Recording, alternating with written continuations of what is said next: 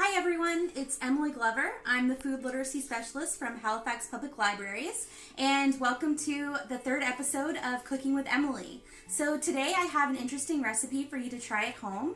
It's actually a salad in the jar. So that might sound a little bit strange, but with this interesting layering technique of the different vegetables in a jar, it actually helps keep your salad fresh for 3 to 5 days. So I'm going to go through the different steps of how to keep your salads fresh.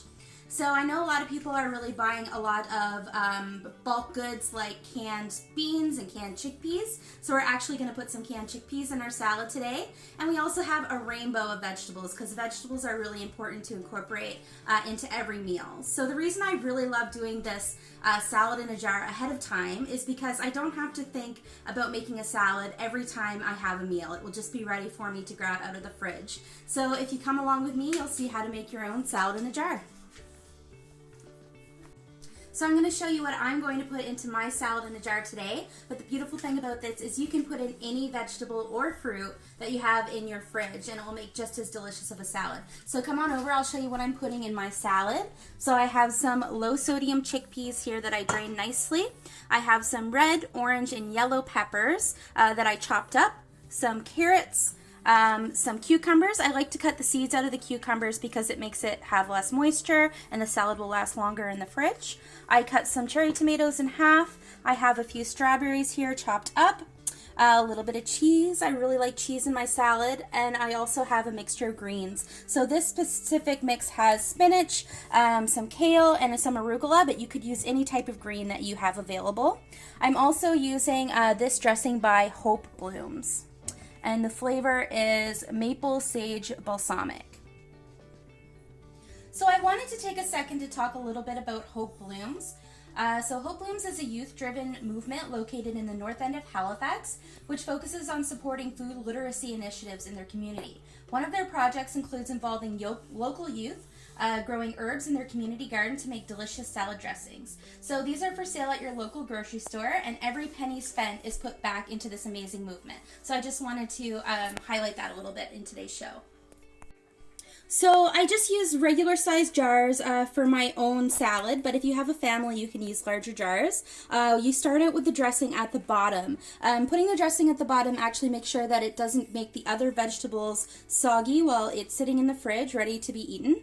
I only add about 1 tablespoon of dressing per salad. I find a lot of people add a little bit too much dressing to their salad, which does make the vegetables a little soggy and the greens wilt. So less is more in this case, in my opinion.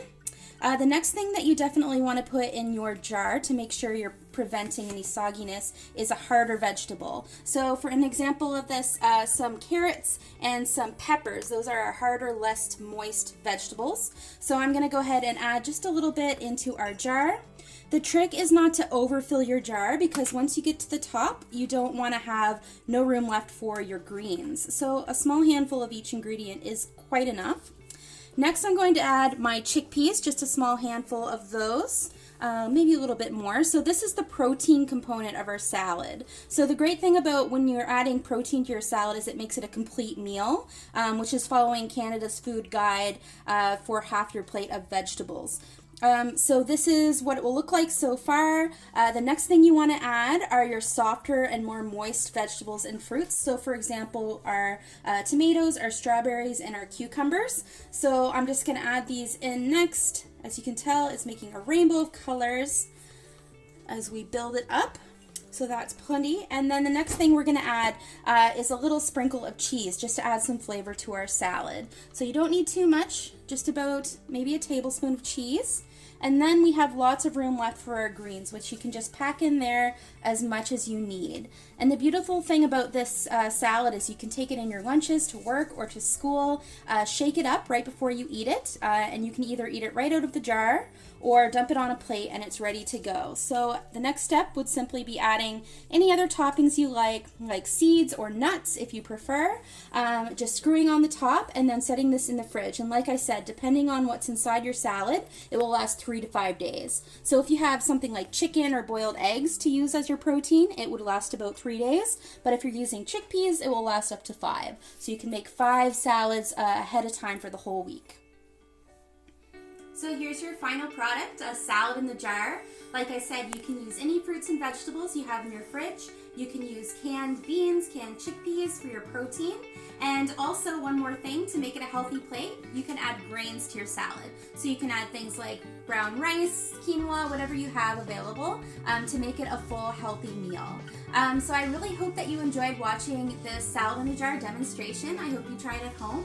Thank you so much for watching Cooking with Emily, and I'll see you next time.